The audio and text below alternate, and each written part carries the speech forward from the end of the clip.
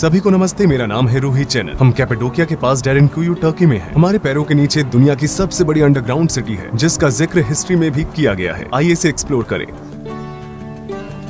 1960 के दशक की शुरुआत में एक आदमी अपने घर को रेनोवेट कर रहा था। जब उसने अपने घर की दीवार को तोड़ा तो उसने देखा कि ये रास्ता एक रहस्यमय कमरे की ओर जाता है और उसके बाद उसने सुरंगें भी देखी। फिर उसने अपने हाथ में टॉर्च पकड़ी और छानबीन करना शुरू किया। छानबीन करने के दौरान उसे समझ आया कि ये सुरंगें और भी आगे जाती हैं। उसे ये नहीं पता था कि ये जगह दुनिया की सबसे बड़ी अंडरग्राउंड सिटी है। यहाँ पे रहने की जगह है, सप्लाई रूम्स हैं, बेशक जानवर भी हैं। इसलिए यहाँ अस्तबल, मिशनरी स्कूल, एक चर्च, व्हाइट हाउस और एक बड़ा सा कब्रिस्तान भी है। तो सवाल ये उठता है कि ये लोग सांस कैसे लेते हैं। यहाँ पर इस तरह की वेंटिलेशन स्पेस है, लेकिन इसे रेस्टोरेशन के दौरान बंद कर दिया गया था। एक शेल्टर इधर, एक उधर। ऐसा कहा जाता है कि इस अंडरग्राउंड सिटी में एक साथ 20,000 लोग रह सकते हैं। और ये किचन एरिया, ये जो आप देख रहे हैं, उसे तंदूरी कहा जाता है। एक पारंपरिक अनातोलियन फ्लोर फर्नेस। वे यहाँ अपनी रोटी चिपकाते थे और अपना मांस पकाते थे। यहाँ पर 2 कड़ाही भी हैं। बेशक यहाँ एक चिमनी है जिसकी मदद से धुआं बाहर निकलता है, वो चिमनी है। आप ऊपर देख रहे हैं, ऊपर आप धुएं के धब्बे देख सकते हैं। लोग रात में खाना बनाया करते थे ताकि उन पर किसी का भी ध्यान न जाए। जाहिर सी बात है कि रात में धुआं दिखाई नहीं देता है। हर एक परिवार के पास अपना खुद का किचन नहीं था। वे सभी इस कॉमन एरिया का इस्तेमाल करते थे। इन हॉलों में, जैसा कि आप देख सकते हैं, वे अपना खाना रखते थे, जैसे कि जौ या गेहूं। AD 30 के बाद जब यीशु मसीह ने भविष्यवाणी की थी तो पहले तो ईसाई आसानी से अपने लिए कोई सुरक्षित जगह ढूंढ नहीं पाए। वे खतरे में थे। दूसरी सेंचुरी में ये ईसाई अंतक्य काइसेरिया आए और फिर यहाँ पर आए। बेशक वे अंडरग्राउंड होकर आक्रमणकारियों से छिपना जानते थे। ये मजबूत पत्थर जिन्हें आप देख रहे हैं, वे ज्वालामुखी से बने हुए हैं। अब ये बहुत सख्त हो गए हैं क्योंकि ये जब हवा के कांटेक्ट में आते हैं तो ये सख्त हो जाते हैं। हालांकि अगर आप इस लेयर को खोदेंगे तो आप देखेंगे कि दूसरी, तीसरी या गहरी लेयर्स बहुत सॉफ्ट है। और इन पत्थरों को खोदकर उन्होंने यहाँ एक अंडरग्राउंड सिटी का निर्माण किया। ये 150 या 160 के दशक की बात है। यीशु के जन्म होने के बस कुछ ही समय बाद उनके कुछ दादा दादी ने शायद यीशु मसीह को देखा भी होगा। रोमन साम्राज्य आइडोलेटर्स थे और उस समय वे ईसाइयों को अपने साथ नहीं रखना चाहते थे। उस समय साम्राज्य उनके प्रति बहुत क्रूर था, इसलिए फिर इन ईसाइयों ने अंडरग्राउंड होकर अपने धर्म की रक्षा की। हो सकता है कि अगर ये ईसाई यहाँ नहीं छिपते तो शायद आज ईसाई धर्म नहीं होता। इस रहस्यमय अंडरग्राउंड सिटी में इंसानों के जीवित रहने के लिए जिस भी चीज की जरूरत थी वो यहाँ पहले से ही मौजूद थी। लेकिन यहाँ गहराई में क्या है?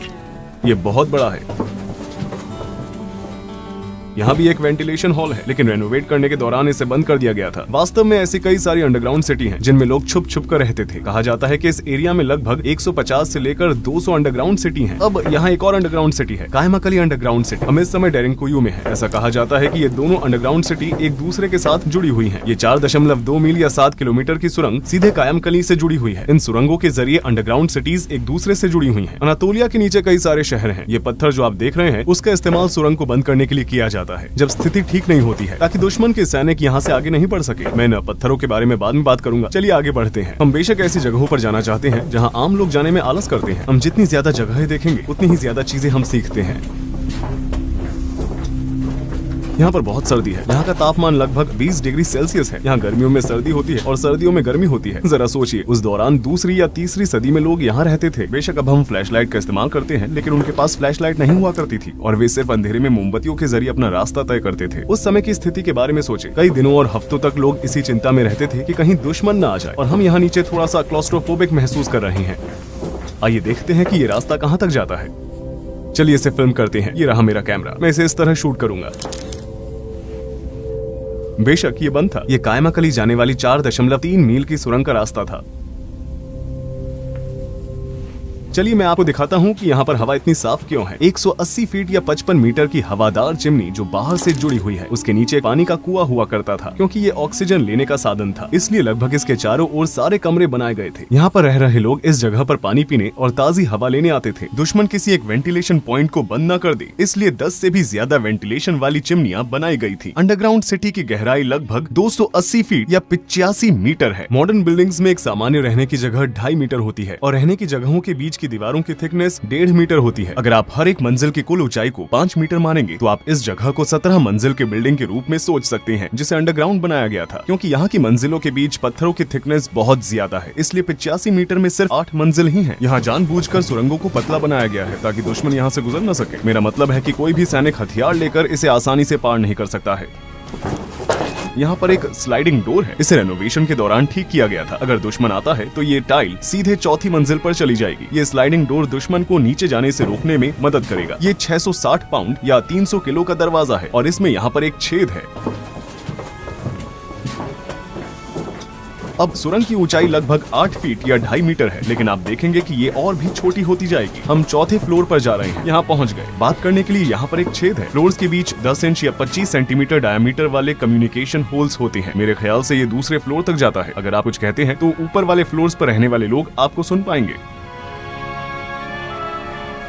अब हम एक लंबी सुरंग से गुजरेंगे जो 7वीं मंजिल तक जाती है, या दूसरे शब्दों में -7। हमें ध्यान से चलना होगा ताकि हम फिसले नहीं। आप यहाँ छोटे छोटे कमरे देख सकते हैं। यहाँ एक और स्लाइडिंग डोर है। चलिए मैं आपको कुछ दिखाता हूँ। यहाँ पर एक छोटा सा कमरा है। वे इस भारी दरवाजे को पीछे से धक्का देते थे और चौथे फ्लोर से 7वें फ्लोर तक किसी को भी जाने से रोकने के लिए सुरंग को बंद कर देते थे। यहाँ पर सुरंगों का जाल भी बिछाया गया है। जब दुश्मन के सैनिक प्रवेश करेंगे तो वे इन सुरंगों से गुजरेंगे, लेकिन ये सुरंगें उन्हें कहीं पर भी लेकर नहीं जाएंगी और यहाँ सैनिकों की जान भी चली जाती थी। जब वे यहाँ पर आते तो वे पीछे से स्लाइडिंग डोर को बंद कर देते थे ठीक उसकी तरह और सैनिकों को खत्म कर देते थे। यहाँ तक कि आज की तारीख में भी एक आम सबवे बनाने में 4 से 5 साल का समय लगता है। 1800 साल पहले जब मॉडर्न टूल्स और मशीनें उपलब्ध नहीं थी और बिजली भी नहीं थी, तो इस जगह को कैसे बनाया गया था? सिर्फ खुदाई करने के लिए ही इसमें हजारों मजदूरों की जरूरत पड़ेगी। अंडरग्राउंड से ली गई रेत और पत्थरों का कुल वजन लगभग 5 मिलियन टन से भी अधिक हो सकता है। अब हम 7वीं मंजिल पर हैं। यहाँ पर एक चर्च बनी हुई है। जैसा कि आप देख सकते हैं कि यहाँ पर क्रॉस लगे हुए हैं। इसके अलावा इस जगह को भी क्रॉस शेप में बनाया गया है। यहाँ पर क्रॉस का बड़ा हिस्सा है और छोटा हिस्सा भी है। वे सिर्फ यहाँ पर प्रार्थना ही नहीं करते थे, बल्कि सीक्रेट मीटिंग्स भी करते थे। उन लोगों के बारे में सोचें, वे बाहर जाने से डरते थे और अंदर रहकर कैंडल के जरिए प्रार्थना करते थे। ईसाई यहाँ पर कई दिनों तक बिना उजाले के रहे। वे एक दूसरे के इतने करीब थे कि उन्होंने यहाँ बिना किसी और को देखे कई दिन गुजारे। इस फ्लोर पर एक कब्र कमरा भी है। ये सुरंग जो आप देख रहे हैं वो सीधे कब्रिस्तान की ओर जाती है। यहाँ शायद इस जगह का सबसे महत्वपूर्ण हिस्सा है। सदियों पहले यहाँ लाशें पड़ी रहती थी। लाशों को यहाँ से ले जाने के बारे में सोचें। कल्पना कीजिए कि आप उस समय पर यहाँ थे। सोचे कि आपने अपने परिवार के किसी सदस्य को खो दिया है और अब आप उसके शव को यहाँ से लेकर जा रहे हैं। ये काफी पतली सुरंग है। यहाँ जो लोग स्वाभाविक रूप से मरते थे उन्हें यहाँ पर दफनाया जाता था ताकि शव जल्द से जल्द डिकम्पोज हो जाए और कोई भी बदबू न आए। वे उन्हें केमिकल्स के साथ दफनाते थे ताकि वो डिसॉल्व हो जाए। जाहिर है कि वे लाशों को नहीं जला सकते थे क्योंकि धुएं के बाहर निकलने के लिए कोई भी जगह नहीं है।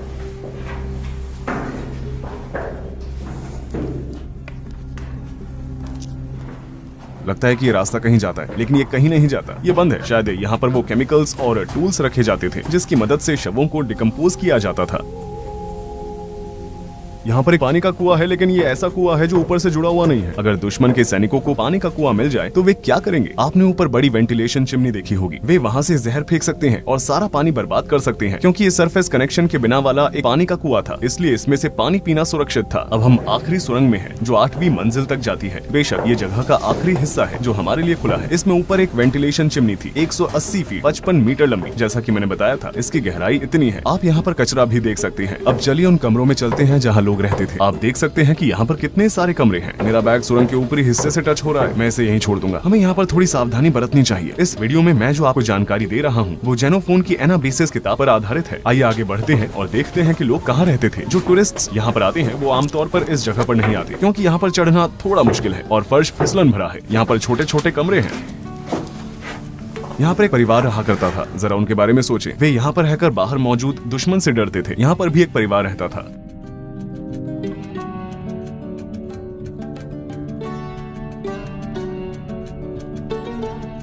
यहाँ एक और छोटी सुरंग है। ये कहाँ जाती है?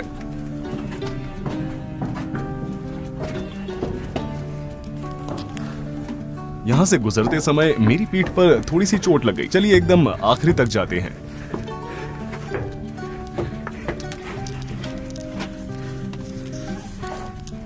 ये बंद है। चलिए नीचे चलते हैं।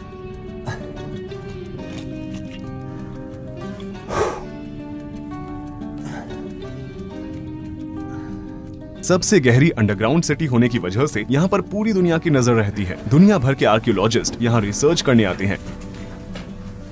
यहाँ पर एक बड़ा दरवाजा है। ये छेद जो आप देख रहे हैं ये इसलिए है ताकि जान सके कि दरवाजे के पीछे कौन है, या फिर इसका इस्तेमाल तीर चलाने या भाला फेंकने के लिए किया जाता था। हम इस वक्त खलिहान यानी बान में हैं। यहाँ जानवर हुआ करते थे। ये छोटे छोटे छेद हैं जहाँ जानवरों को बांधा जाता था। वे यहाँ अपने जानवरों को बांधा करते थे। ये वो जगह है जहाँ जानवर पानी पीते थे या खाना खाते थे, और यहाँ पर गर्द भी है। जानवरों को पहली मंजिल पर शायद इसलिए रखा जाता था क्योंकि उन्हें निचली मंजिलों तक ले जाना मुश्किल था। आपने सुरंगें देखी हैं? जानवरों का उनमें से गुजरना नामुमकिन था। उनकी बदबू का टॉप फ्लोर से जाना आसान होगा। ये वो जगह है जहाँ लोग शराब बनाया करते थे। वे अंगूरों को यहाँ पर रखते थे। जैसा कि आप देख सकते हैं, यहाँ पर ड्रेनिंग होल्स हैं। इसी ड्रेनिंग होल से गुजरकर अंगूर इस जगह पर इकट्ठा होते थे। यहाँ पर शराब की बड़ी बड़ी बोतलों को रखा जाता था। वहाँ भी होल्स हैं। यहाँ पर लोग अंगूरों को स्मैश करते थे। अंगूर के रस को इकट्ठा करने के लिए ये एक और जगह है। इस तरह शराब बनाई जाती थी। अब हम मिशनरी स्कूल की ओर जा रहे हैं। वो हमारा आखिरी स्टॉप होगा, बल्कि वो इस स्ट्रक्चर के सबसे महत्वपूर्ण भागों में से एक है। मिशनरी स्कूल में आपका स्वागत है। ये नहाने की जगह है। ईसाइयों का मानना है कि बच्चे पापी पैदा होते हैं, इसलिए वे उन्हें बैप्टिस्ट पूल में नहलाकर उन्हें साफ करते थे और उसके बाद ही बच्चे असलियत में ईसाई बनते थे। जिन लोगों को ईसाई धर्म में बदला जाता था, उन्हें भी यहाँ नहलाया जाता था। ये बहुत ही दिलचस्प जगह है। आप इन आर्चीज के साथ साथ छत की दीवार पर बना हुआ स्ट्रक्चर देख सकते हैं। वे मिलकर एक दीवार बनाते हैं। उस समय में इस तरह का आर्किटेक्चर बनाना बहुत बड़ी बात थी। विद्यार्थी यहाँ बैठा करते थे। शायद ये एक टेबल थी जिसका इस्तेमाल वे पढ़ते समय करते थे। ये वो वाली सीढ़ियाँ चढ़कर पढ़ाते थे। यहाँ वे लेक्चर्स दिया करते थे। इस मिशनरी स्कूल में पढ़े लिखे लोग बाहरी दुनिया में ईसाई धर्म फैलाने की कोशिश कर रहे थे। यहाँ स्टडी रूम्स भी हैं। छात्र शायद यहाँ पर अपनी क्लासेस किया करते थे। आप जिन स्थानों को देख रहे हैं, वहाँ पर जाने के लिए स्पेशल परमिट लेना पड़ता है। केवल 10% ही जा सकते हैं। कुछ अन्य भागों में रिसर्च जारी है और प्रवेश की अनुमति नहीं है। कायसेरी, नीदा और नवे शहर के ट्रायंगल में कम से कम 2 फ्लोर्स वाली 200 से भी ज्यादा अंडरग्राउंड सिटीज हैं। इनमें से कुछ सिटीज मीलों तक चलने वाली सुरंगों से आपस में जुड़ी हुई हैं। आपको ये बात भूलनी नहीं चाहिए कि इन शहरों का इस्तेमाल केवल सुरक्षा के लिए किया जाता था। लोग इन शहरों में वर्षों तक नहीं रहे हैं। वे अपने धर्म की रक्षा के लिए सिर्फ कुछ समय के लिए इनमें रहे हैं। इतिहास और संस्कृति को सर्वोत्तम रूप से देखने के लिए ये बहुत ज्यादा जरूरी है कि हम ऐसे स्थानों को हमेशा बनाए रखें। वीडियो देखने के लिए धन्यवाद। रूही चैनल यहाँ पर था।